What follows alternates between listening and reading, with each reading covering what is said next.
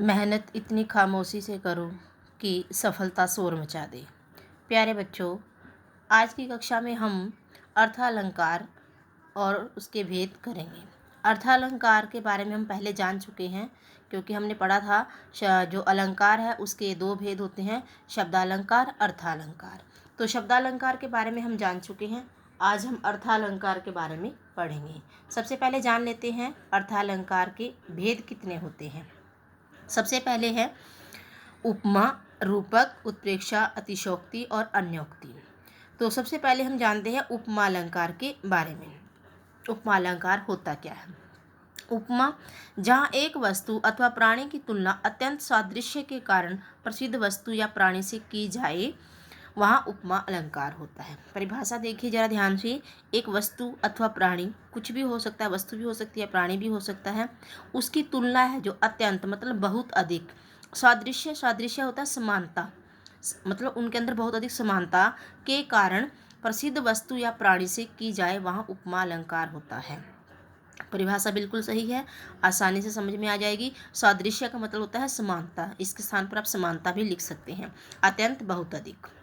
देखिए, जब किसी वस्तु अथवा व्यक्ति की विशेषता दिखाने के लिए उसकी समानता उस गुण में बढ़ी हुई किसी अन्य वस्तु अथवा व्यक्ति से की जाती है, वहाँ उपमा अलंकार होता है।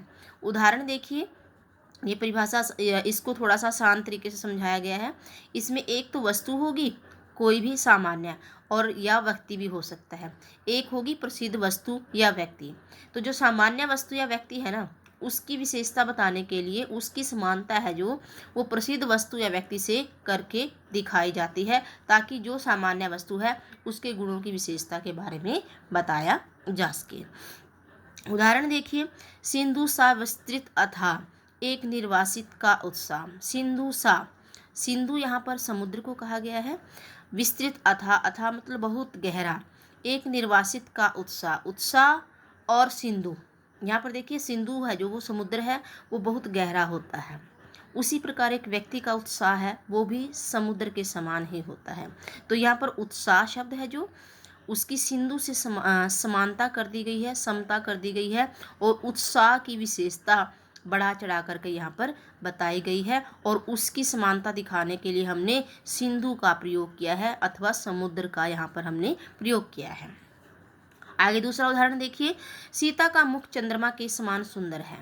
अब यहाँ पर सीता का मुख है जो वो सामान्य है, और चंद्रमा है जो वो प्रसिद्ध है। तो यहाँ पर उसकी सीते के जो सीता है उसके मुख की विशेषता बताने के लिए, उसको और अधिक सुंदर दिखाने के लिए एक फेमस वस्तु को यहाँ पर ले लिया गया है, चंद्रमा को। ठीक है, तो यहाँ पर चंद्रमा को ला करके समता दिखाने के लिए सीता के मुख की विशेषता है जो वो बढ़ा चढ़ाकर बोल दी गई है कि सीता का मुख है ना जो वो चंद्रमा के समान सुंदर है।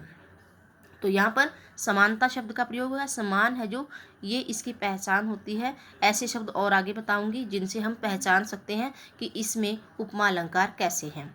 आगे हम जानते हैं उपमा अलंकार के अंग। उपमा अलंकार के जो अंग है वो कितने होते हैं? उसके 4 अंग होते हैं, उपमेय, उपमान, साधारण धर्म और वाचक शब्द। ठीक है, आगे देखिए, उपमेय का हम उपमेय के बारे में जानते हैं। जिस व्यक्ति या वस्तु की समानता की जाती है उसे उपमेय कहते हैं। इसे प्रस्तुत या वर्ण्य भी कहते हैं। मतलब जिस वस्तु या व्यक्ति की, जैसे यहाँ पर सीता का मुख है, ये उपमेय है, क्योंकि यही तो है जिसकी हम समानता कर रहे हैं। ठीक है, आगे उपमान, जिस प्रसिद्ध वस्तु या व्यक्ति में उपमेय की समानता की जाती है उसे उपमान कहते हैं। इसे अप्रस्तुत अथवा अवर्ण्य भी कहते हैं। अब यहाँ पर उपमान हो गया, सीता का मुख है वो हमारा उपमेय है, लेकिन हमारे सामने जो है नहीं है, दूर है हमसे, लेकिन वो फेमस है, उससे हमने इसकी समानता की है, तो चंद्रमा हमारे सामने आ गया उपमान के रूप में। ठीक है, उपमेय सीता का मुख जो हमारे सामने है, लेकिन चंद्रमा है जो जो प्रसिद्ध है और इससे इसकी समानता दिखाई गई है, तो ये हो गया उपमान। आगे देखिए, साधारण धर्म किसे कहते हैं? उपमेय और उपमान में पाया जाने वाला परस्पर ज्ञान जो सम्मान है, गुण साधारण धर्म कहलाता है। मतलब यहाँ पर जो उनके आपस में जो सिमिलैरिटी है, जो कॉमन चीज़ है, वो यहाँ पर हमने साधारण धर्म कहलाती है। कॉमन क्या है बच्चे? यहाँ पर सीता का मुख, चंद्रमा के समान सुंदर है। अब ये सुंदर शब्द है ना जो, वो चंद्रमा के लिए भी है और सीता के लिए भी है, तो दोनों के लिए कॉमन है, कॉमन शब्द आ गया। तो यहाँ पर कॉमन शब्द है जो सुंदर है, इसलिए यह साधारण धर्म है। आगे देखिए वाचक शब्द। वे शब्द जो उपमेय और उपमान में पाए जाने वाले गुण को प्रकट करते हैं।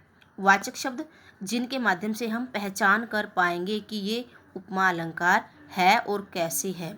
ठीक है, तो वाचक शब्दों के बारे में जान लेते हैं।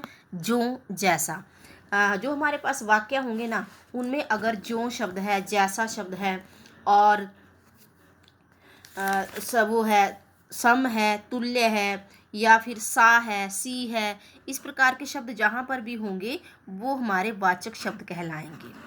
क्लियर है, यहाँ तक वाचक शब्द कहलाएंगे। आगे देखिए यहाँ पर उपमेय, उपमान, साधारण धर्म और वाचक, ये हमारे पास हो गए, चारों हमने पढ़ लिए। अब एक एक करके एक वाक्य के माध्यम से इसको समझ लेते हैं। कैसे इसको समझेंगे? उपमान क्या होता है हमने जान लिया कि जो फेमस चीज़ होगी जिससे हम वो तुलना कर रहे हैं वो हमारा उपमान होगा। और वाचक शब्द क्या होगा? जिससे हम पहचान पाएंगे कि ये उपमा अलंकार है, वो हमारा वाचक शब्द होगा। ठीक है, उसके बाद हम इसमें साधारण धर्म क्या होगा?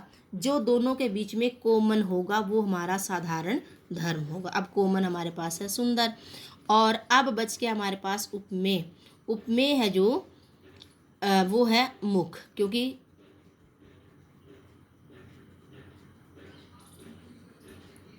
उपमेय है जो वो मुख है, क्योंकि यह हमारा सामान्य है, सामान्य वस्तु है, इसलिए यहाँ पर उपमेय है। ठीक है, यहाँ तक समझ में आ गया होगा।